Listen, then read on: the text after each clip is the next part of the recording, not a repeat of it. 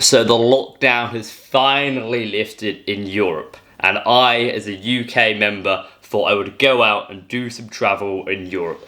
It was an amazing trip, as you will see. I did everything I wanted to do. I saw beautiful sights, beautiful lakes, beautiful scenery.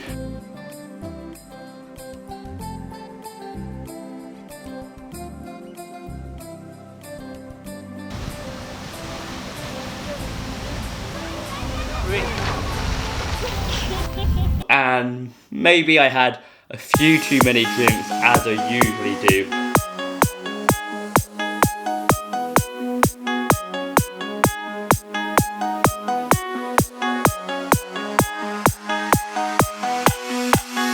I did my first ever hitchhike. I pushed myself out of my comfort zone, and this is something that I've always wanted to do, and I finally went ahead and done it.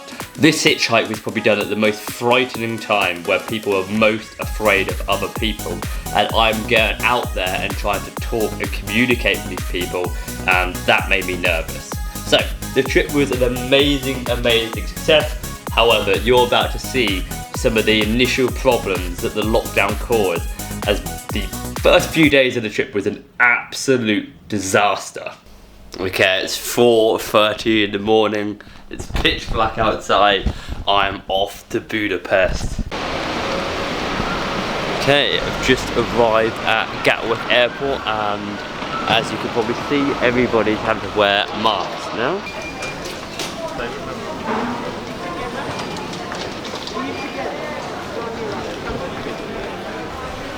Okay, there seems to be a decent amount of stuff open. We've got the Starbucks over there. We've even got the Wetherspoons open.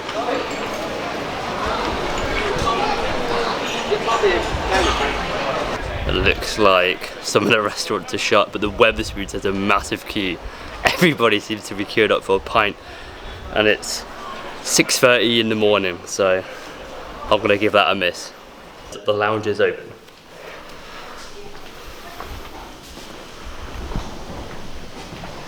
The lounge was pretty terrible. There's normally a nice selection of food in the buffet, there's a lot of drinks, there's a good atmosphere. However, this time around it was a bit dull, a bit boring, and the only food that they had was an old sausage bap. Okay, that's the airport pint done.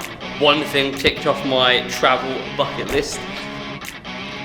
I can see why there wasn't many people down there. It's difficult to know that everything is actually open. It looks like I'm going to be the only person on the plane.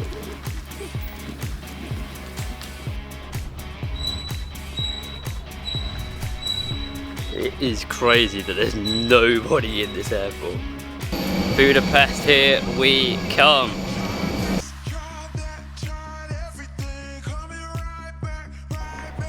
Okay, I've just done one of the dumbest things I've ever done in my life, I think.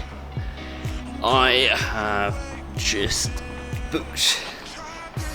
booked a flight back to London, so I've been here for an hour, and I found out that you have to do a 14-day quarantine, so it's really not worth me staying here, so booking it back to London. So a little tip is you need to check two policies: the policy of the country you are entering, and the policy of your own country on you visiting that country. And these two both need to be in sync and aligned, otherwise you're going to fall into the same problems that I faced. Okay, back in the airport, let's hope round two goes a little bit better. Okay, it might have taken me 48 hours, 4 separate different flights, but it's worth it. I'm finally here in Cologne. I'm not even sure how to pronounce it yet, but it's pretty stunning cathedral here.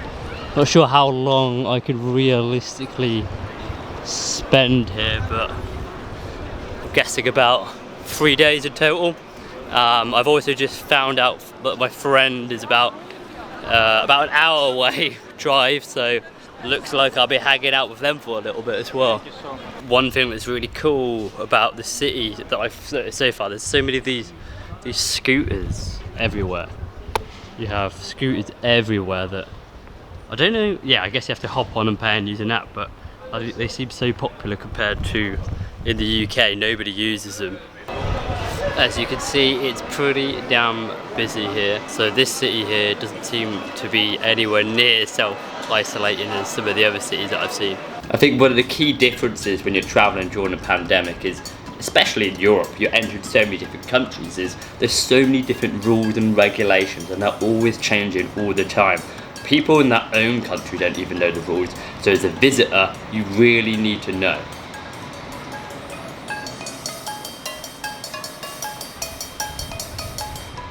Okay, so today's my last day in Cologne. I've had 2 days of pretty much just partying. I've had quite a lot of alcohol. I've done a lot of sightseeing. My feet are killing me from walking.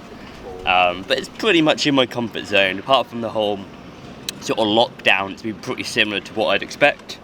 Life just kind of is normal, apart from wearing a mask in the shops. The bars are still open. There wasn't clubs. I didn't actually search for clubs, but there probably was some secret rave out there or something. But today I want to really push myself and go out of my comfort zone. I think getting out of your comfort zone is the best way to improve yourself. It's how I always feel like I'm making progress in life, regardless of how much actual difference there is between me before and after my comfort zone. But when I look back from what I was doing 5 years ago, 10 years ago, every time I push myself out of my comfort zone, whether it's starting a new job or trying to learn something new, that's really when I feel like a sense of achievement and I feel like I've become a better person in all. Anyway, enough ranting. So today I'm literally just gonna go and hitchhike.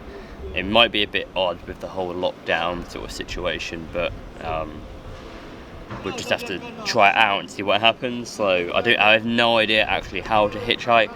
So the first thing I'm going to do is enjoy my last coffee, which could be a while before I get another one because I have no idea where I'm going to end up. I really hope you're enjoying my video, my failures, my successes during this travel. If you're interested in self-help and self-development videos, please subscribe to my channel. I would really appreciate it. It did say to have a sign, but I don't have a big whiteboard and pen, so I'm going to have to do without for that. Okay, I found a good spot. Now I'm just going to walk there, or ideally get a scooter because it's about a 40-minute walk. And I think I need to conserve all the energy I can for the next few hours. Don't fall. I hope that'll be an even better video. To repeat it.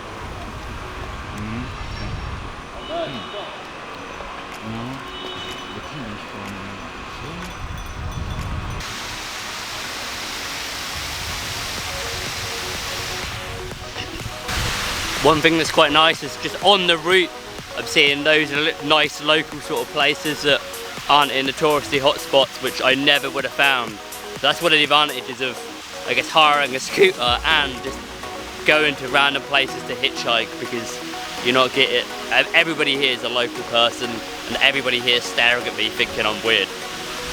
Find any old spot, this is as good a spot as any. You go on the app and just press, oh no. I need to end my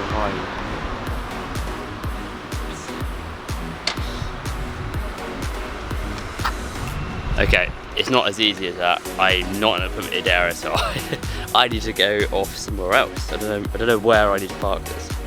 Okay, now I'm in the permitted area. I was wondering why there was quite a lot of scooters just before I got to that station. So, simply park up anywhere, and then you select and ride. That's it, I think. Hopefully. Done. The mask that I ordered online was terrible. I did not know this until I arrived.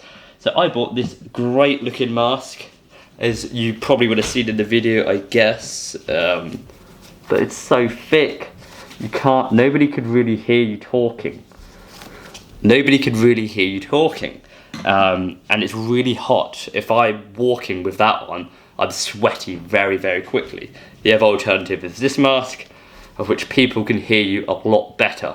And for me, I had loads of these disposable ones, so that when you lose these masks, you have plenty spare and you're never worried about going somewhere. It's now phone, wallet, keys, mask. That's your checklist for every time you leave your house. Okay, I just found this really noisy spot. It's got a lot of cars going through, so I think this is as good a place as any to try a bit of hitchhiking. So let's see how long it takes me.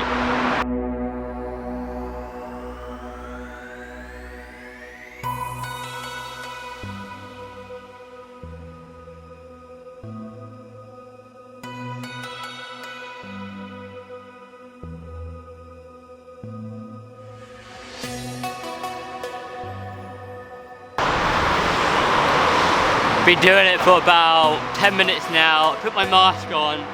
Hopefully that makes people a bit less nervous about picking up a random stranger. Maybe not, I have no idea. I'm hoping within the next hour.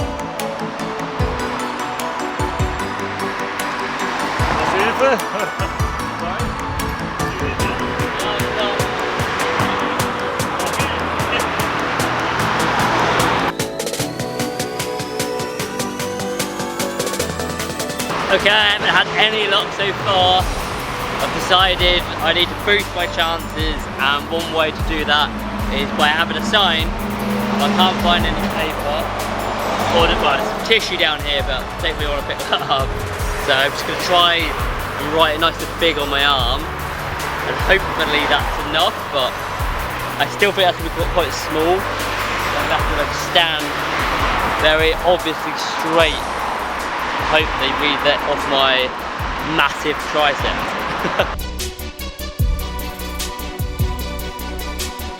Looking back at me writing this on my arm, I can see it was a terrible decision. However, I'm going to blame dehydration and sunstroke. I was standing out there for far too long. I can't even read it on my video, let alone the people driving past at 50 miles an hour. I'm not sure how obvious that is. I could barely see it in the camera, but it's the best I've got for now. So let's give this another try. It was tiring holding my left arm out as if it was a sign. So I sat down, and I'm pretty sure by this point I looked like a homeless person with a terrible tattoo. No wonder nobody picked me up. Okay, that was an epic fail. I was there for about half an hour, maybe longer, and nobody picked me up. So I'm going to change two things. One, I've just went and bought a big notebook, so now I'm going to get a proper sign. So hopefully that is readable. I mean, I spelt Dusseldorf wrong, but I was trying to maximise space. Using a pen to colour in writing is not great. Anyway, let's go and give this another try. Okay, so I've got my sign, I've got a new location now. Let's have a look if this little spot here is any better. Most people I interacted with smiled, they held their hands up, they did a little cheer. Those people were very, very positive. However, there was one person who, I'm not even sure what they were trying to achieve or do, but they weren't positive. Hi. Sorry? YouTube. Nobody? Oh, okay. Well, yeah, it's just so. Very nice. You don't want to be filmed. Of course not. Well, I've made it so it's only looking at the car anyway. But I was now at my lowest point. I had some random lady be a bit upset about nothing, in my opinion. I'd been trying to hitchhike now for 1 or 2 hours, and I was starting to lose my energy. But then it all came together when one person stopped. This is for YouTube. YouTube.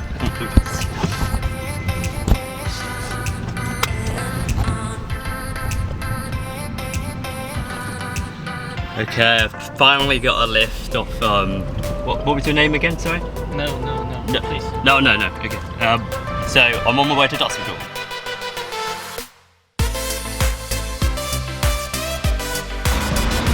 Okay, so that car behind me is the one I just got a lift from. So the guy in there didn't want me to film him, because I was about to put the camera on him and he was like, no, I'm not sure if that will come in, and he's just driven off. He didn't speak too much English, but he got me here. He's dropped me off right outside where I'm staying as well. He's a 28-year-old soldier, so I guess he wasn't really scared to pick up a random stranger off the side of the road. He whistled, basically. I turned around and he was parked on the pathway, and then I had to, I bolted over to him, surprised that he actually picked me up, to be honest. And then I was in the car, and then I realised I'd lost my phone. My phone wasn't in my pocket. I was like, oh my god. So then he had to do a massive U-turn. Luckily managed to get back to the spot, and I got there, my phone was sitting just on top of a rock like that, and luckily nobody had just picked it up but randomly. So yeah, I'm now in, where am I in? I'm now in Dortmund, I think. Is that right? I think that's right. Should probably know that. Oh, it's on my arm anyway. Yeah, Dusseldorf though, not Dortmund, Dusseldorf. So let's go and check in. Well, that's it for part 1 of my trip and journey. There's been a few failures, but a lot of successes. If you enjoyed this, please help me out by liking this video, subscribing, and hitting that bell notification. The next part of the trip will involve a lot of camping. And this is not great when you have blazers packed, a big overcoat with no waterproofs. However, my friends went on a road trip, so I felt as if I should join them, and I went across to Switzerland.